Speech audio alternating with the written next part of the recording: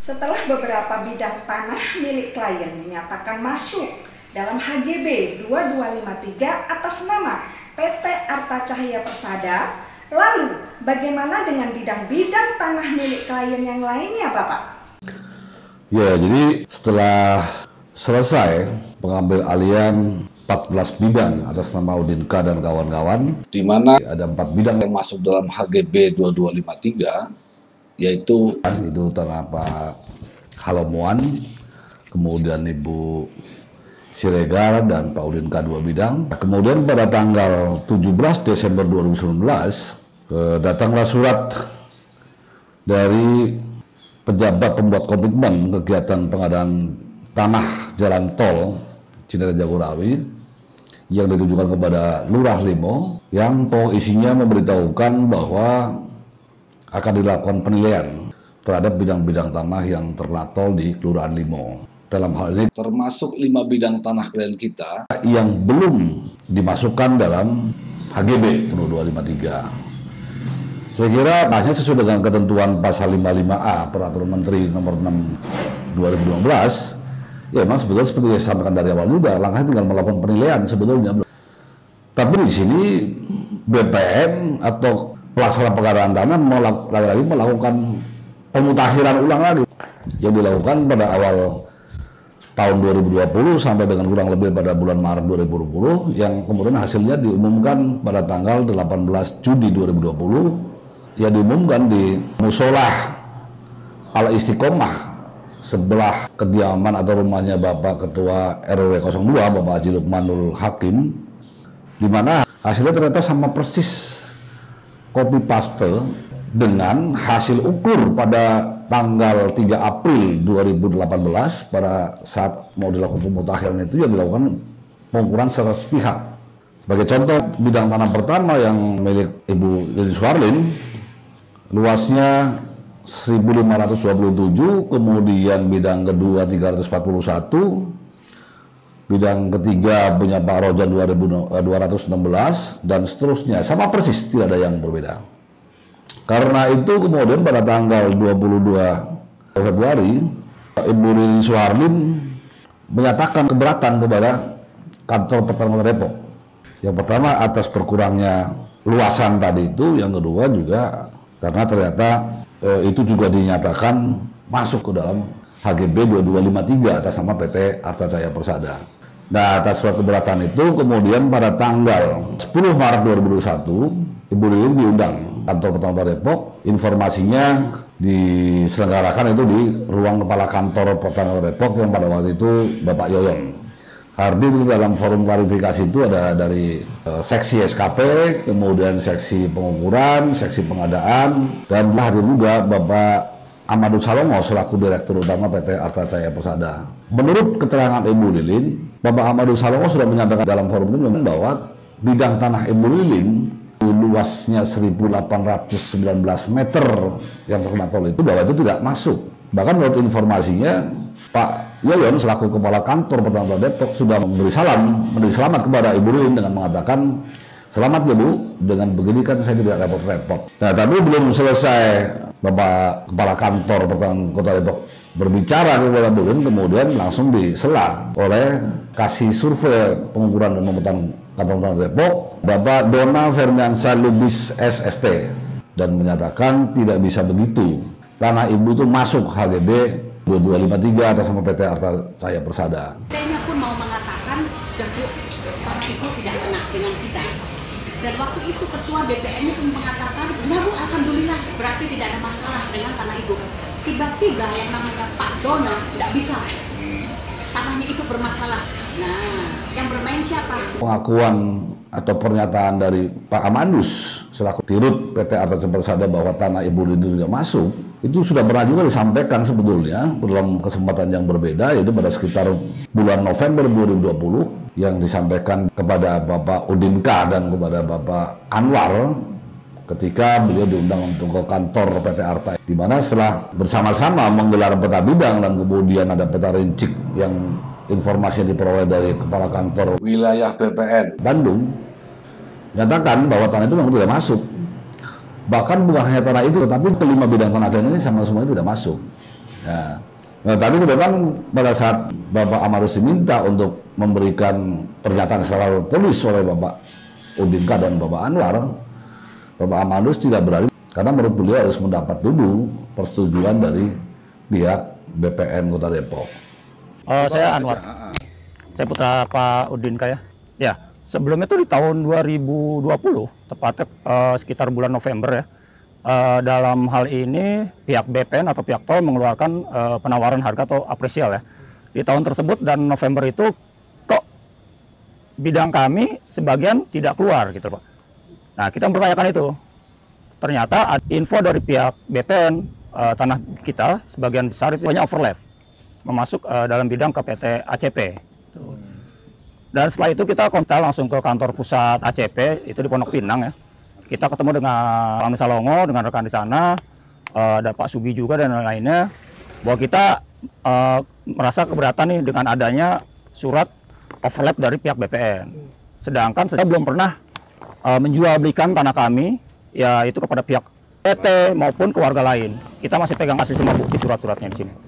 Kita cross-check bersama, ternyata dia mengakui adanya statement bahwa di bidang Pak Udin dan kawan-kawan CS, masuk Bunda Lilin dan lainnya, keluar SHGB dari PT ACP.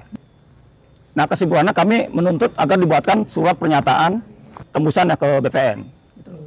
Tapi mereka bilang tidak siap, kan yang mengeluarkan pihak BPN. Kita harus bersama BPN Pak Anwar. Jadi agak aneh juga buat saya Bu Meli ya, bahwa yang berhak aja dalam hal ini Pak PT Arta sudah menyatakan tidak masuk, kok kemudian kepala seksi pengukurannya Bapak Firman Syarubis itu justru yang keberatan. Kompetisinya apa BPN keberatan? Apa BPN memiliki interest? Kemudian selanjutnya pada tanggal 16 Maret 2021 ditindaklanjuti melakukan pengukuran kembali kepada fisiknya bidang Bulilin dan bidang-bidang tanah lainnya. Ada sekitar 7 bidang dari tanah kalian kita. Nah, tetapi kemudian hasilnya tidak pernah disampaikan baik kepada kita maupun juga kepada klien.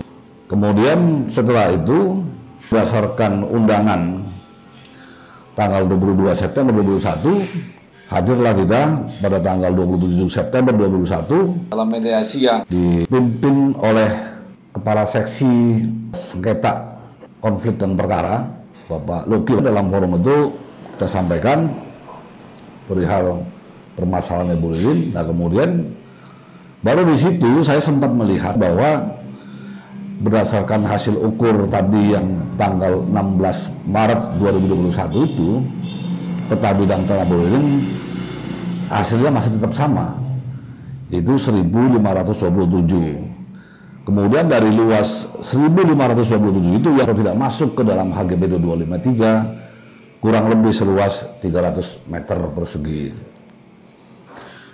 Nah, kemudian ya setelah proses itu ada beberapa kali komunikasi memang kita juga dengan pihak-pihak, tapi memang juga belum mendapatkan hasil yang bisa diterima lah oleh klien kita. Sehingga kemudian berdasarkan undangan tanggal 15 November 2021, pada tanggal 16 November 2021 kembali dilakukan pengukuran terhadap 7 bidang tanah milik kita, termasuk utamanya adalah tanah kepada bidang pertama tadi, tanah milik Ibu Lilin Suharlin. Nah, sama juga hasilnya juga kemudian diberitahukan juga pada kita maupun kepada klien. Hanya kemudian hari saya mendapatkan informasi tidak resmi bahwa terhadap bidang tanah pertama milik Bu Lilin Suharlin itu yang semula pada peta bidang 382 dan itu sampai dengan di tanggal itu masih seluas 1.527, berdasarkan pengukuran dari pihak SKP luasnya ternyata ada seluas 1.786 meter persegi. Informasi tidak resmi ya, kalau resmi memang tidak diberitahukan. Nah kemudian dari seluas 1.786 itu yang dinyatakan di luar HGB 2253 seluas 1.008 meter persegi. Kemudian sampai saat ini juga secara resminya atas 2 kali pengukuran itu 16 Maret dan maupun juga tanggal 16 November 2021 itu tidak pernah diberitahukan kepada kita. Karena itulah pada saat pihak BPN akan melakukan pengukuran lagi terhadap bidang-bidang tanah itu, pada tanggal 16 Februari 2022, ya klien kita menolak. Kita orang BPN ya, nih Satpam PP nih, masih pada hidup. Tahu tanah saya nggak diapa-apain, nggak ada yang berani doser. Bukan soal sabar, kita sudah sabar sekian lama Pak Yudi. Tapi kita tidak pernah dikasih hasil, satu aja. Mana? Udah bosan ngeliat dia nih, ngukur mulu. Berapa kali Sekarang aku ambil ngukur? Al-Quran. Tunjukkan ke saya di mana dasar hukumnya bidang tanah yang sudah diberikan rekapitulasi dan kerugian sekarang masih mau lagi dengan istilah pemutahiran apapun namanya, dan faktanya kan sandiwara.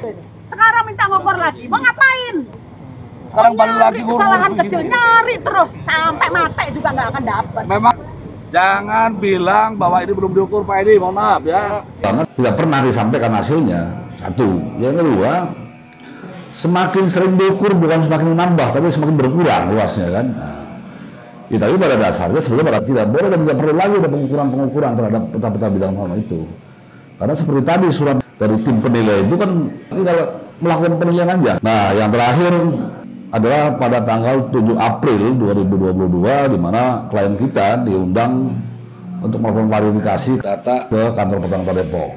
Nah, di situ sudah berubah lagi nomor peta bidangnya. Bidang-bidang tanah bulan itu sudah diberi nomor identifikasi bidang dengan nomor peta bidang 104 2021.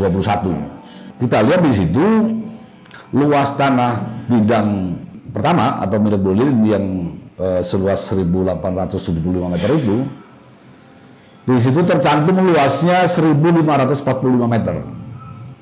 Berubah lagi Bu Meli, kan nomor peta bidangnya berubah, luas ukurannya juga berubah lagi. Nah, pada saat itu klien diminta untuk memberikan persetujuan bahwa seolah klien itu sepakat dengan peta bidang itu, tentu saja klien tidak mau kan. Ini form ini yang menyediakannya dari kantor Pertanahan Kota Depok, jadi bukan kita yang membuat sendiri ya. Jadi di sini dinyatakan bahwa klien kita itu masing-masing pemberitaan itu seolah sepakat terhadap hasil pengukuran bidang tanah pada peta bidang 104/21. Padahal tanah Bulilin luasnya 1.875 hanya tercatat di situ luasnya cuma 1.545, dan yang tidak masuk dalam HGB 2253 berubah lagi juga Bu Mary, hanya 900 meter. Kemudian atas dasar itulah klien kita juga akhirnya menolak untuk menandatangani surat pernyataan sepakat terhadap peta bidang yang dipakai menjadi dasar oleh BPN Depok dalam menyelesaikan atau klarifikasi terhadap permasalahan kita. Kemudian pada hari itu juga terhadap bidang tanah Ibu Lili Suharlin yang sudah 1.870 itu dilakukan pengukuran kembali. Berdasarkan dan informasi yang saya terima dari Ibu Lili, luasnya berubah lagi menjadi 1.820 meter persegi. Itulah perubahan-perubahan luas ukuran dan kemudian cara-cara ukur, di mana bidang tanah kita itu kurang lebih sudah 7 kali atau 6 kali pengukuran dilakukan oleh pelaksana pengadaan tanah kantor Pertanahan Depok. Jadi selalu berubah luas hasil ukurnya, kemudian juga luas yang terkena HGB juga berubah. Jadi kalau berdasarkan hasil ukur pertama di 2008, bidang tanah pertama di tanah Bulilin berdasarkan data yuridisnya adalah seluas 875. Kemudian luas yang terkena tol di situ 1.819 meter. Jadi saya tidak tahu bagaimana mungkin dengan objek yang sama, dengan bidang yang sama, yang melakukan pengukuran juga sama-sama dari pihak PPT Pertanahan Kota Depok, kok kemudian hasilnya bisa berbeda-beda, baik luasannya maupun luas yang tidak masuk ke dalam HGB. Jadi terkadang menambah, terkadang mengurangi, berubah-berubah seperti itu. Itu kira-kira Bu Mary yang bisa sampaikan fakta-fakta khususnya terkait terhadap 5 bidang tanah klien kita itu.